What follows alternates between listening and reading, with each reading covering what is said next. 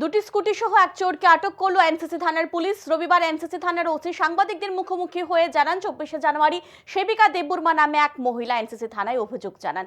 অভিযোগপত্রে সেবিকা দেববর্মা উল্লেখ করেন, 22শে জানুয়ারি রাতের বেলায় উনার আবাসনের সামনে থেকে উনার স্কুটিটি চুরি হয়ে গেছে। যথারীতি পুলিশ ঘটনার তদন্তে নেমে একজনকে আটক করেন। তাকে জিজ্ঞাসাবাদ চালিয়ে সেবিকা দেববর্মার স্কুটিটি উদ্ধার করা হয় দমদমিয়া এলাকা থেকে।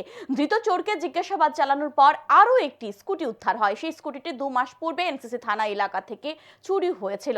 ধৃত সুমন নামকে 5 দিনের পুলিশ রিমান্ডের আর্জি জানিয়ে রবিবার আদালতে সোপর্দ করে পুলিশ।